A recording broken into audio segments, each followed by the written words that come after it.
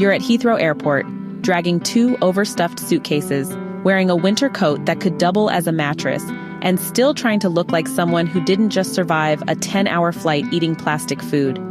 You finally clear immigration, and just as you step into the cold embrace of London, you mutter under your breath, "I'm never going back to that godforsaken country." Fast forward 30 years. You're back, retired, bloated with nostalgia and cholesterol, and your nephews are asking why you sound like the BBC and act like you invented traffic lights. That, dear viewer, is where this story begins. Hello.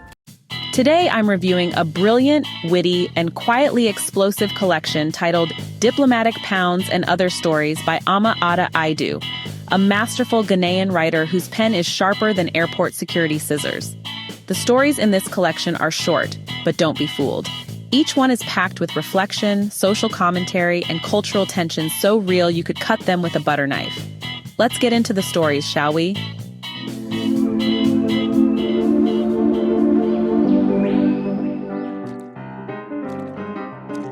The very first story, New Lessons, is exactly what you think it is.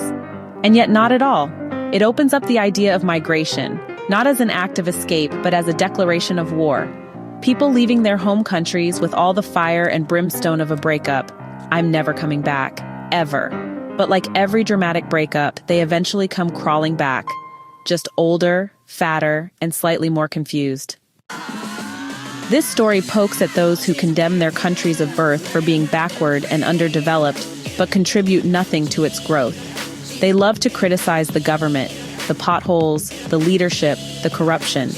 But from the comfort of cushioned sofas in Toronto, London, or New York. Then, Aidoo flips the script. In their new homes, these migrants realize that being different is not always celebrated. That things once seen as assets at home, like being full-bodied or curvy, are now medical problems. What used to earn compliments like fine figure of a woman becomes an awkward you might want to cut back on carbs. One woman, for instance, is told she's fat and suddenly she's spiraling. You see, back home, weight meant you were healthy, wealthy, and maybe even a little bit important. But in this new world, fat means gym membership, diet plans, and emotional breakdowns. In Mixed Messages, we move to a group of young women navigating this cultural whiplash. They're in a new society where flat-bottomed is fashionable and curves are, let's just say, not trending. Cue identity crisis. These girls, once proud and comfortable in their bodies, start battling anxiety and depression. The cultural values they grew up with, about beauty, body, and behavior, are suddenly invalid. Everything is upside down. And this is where Ama Ata Aidoo shines. She doesn't make a grand speech. She doesn't need to. She lets the psychosis speak. The girls slowly unravel, trying to fit in, bending and stretching their bodies and minds to meet alien standards. It's body dysmorphia, but also cultural dysmorphia. One girl even wonders if her buttocks could be surgically trimmed. Imagine. There's humor here, but also a painful truth. Aidoo's subtlety makes it all the more effective. Now, if you thought things couldn't get worse, enter the title story, Diplomatic Pounds. This one? Absolutely bonkers. We meet a woman, once slim, active, and emotionally sound, who follows her diplomat father to various high society events and parties around the world. And at every one of these events, there's food, mountains of it. Diplomatic immunity doesn't apply to calories. Soon she gains weight, then more, until one day she snaps. But instead of going on a diet, she goes on a shopping spree for bathroom scales, hundreds of them. Man, you got to be kidding me. I kid you not. She collects bathroom scales like some people collect teacups. Her house turns into a museum of measuring devices. Some are digital, some analog, some speak in French, some blink. And each morning she weighs herself on 10 different ones just to see which one loves her the most. It's hilarious until it isn't. Because beneath the comedy is a deep sadness. This woman has cracked under the weight, not just of food, but of societal expectations, body shaming, cultural loss, and perhaps most of all, loneliness. Now let's zoom out. These aren't just isolated stories. Together, they weave a poignant, multi-threaded exploration of migration, identity, gender, mental health, and post-colonial confusion. Ama Ata Aidoo doesn't shout her messages, she whispers them. And those whispers echo long after you've put the book down. Let's talk about a few core themes. 1. Home and belonging. Home is no longer just a location, it's a question mark. Most of Aidoo's characters are caught between worlds.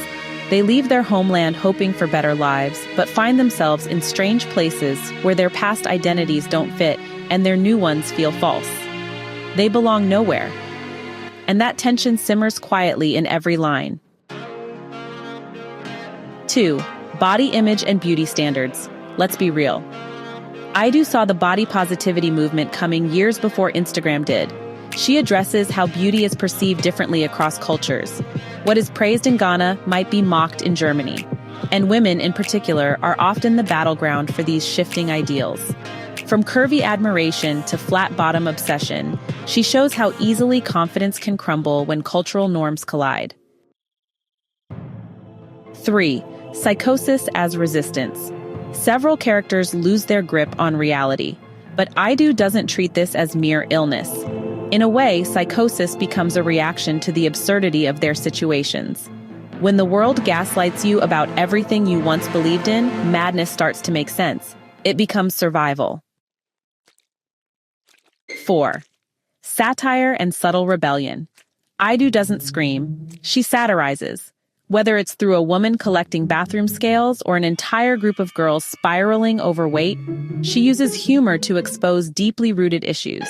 She's laughing, yes, but she's laughing with a raised eyebrow. What I loved most about Diplomatic Pounds and Other Stories is how compact yet layered the stories are. Aidoo never wastes a word. Every sentence is doing something, whether it's setting up a punchline or landing a gut punch. She is, without doubt, one of Africa's greatest literary minds. The book also makes you uncomfortable in the best way. It forces you to examine your own views about identity, migration, and what it means to fit in.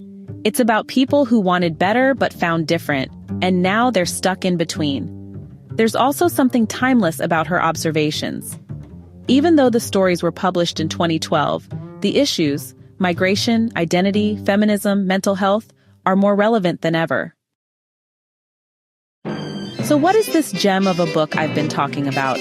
It's Diplomatic Pounds and Other Stories by Ama Ata Aidoo, published by Ayibia Clark in 2012. It's just 170 pages, but believe me, it carries the weight of 1,000. Let's take a moment to talk about the woman behind the words. Professor Ama Ata Aidoo, born March 23, 1942 in Salt Pond, Ghana, was a trailblazer. She grew up in a Fonte royal household. Her father, a chief, sent her to Wesley Girls High School, where the headmistress bought her first typewriter.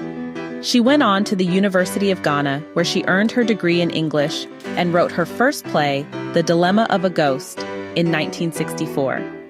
This made her the first published African woman dramatist. Not too shabby, right?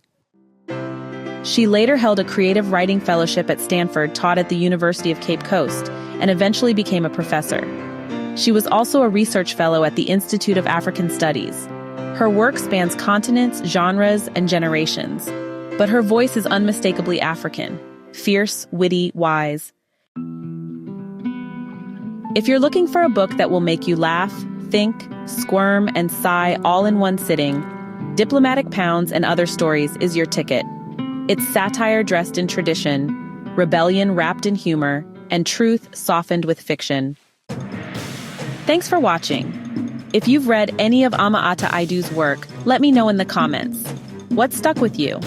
And if you haven't, now's a good time to start. Until next time, keep reading, keep questioning, and maybe, just maybe, keep an eye on your bathroom scale. Hey, thanks so much for hanging out with me today. If you're interested in diving deeper into this book, I've left some links down in the description. You can use it to grab yourself a copy and keep the adventure going. And if you're in the mood for more great reads, don't go just yet. Click on one of the videos popping up right now that I think you'll love. And don't forget to give this review a like, leave a comment, or even subscribe if you'd like to see more. Every bit of support helps us grow this little community of book lovers. See you in the next one.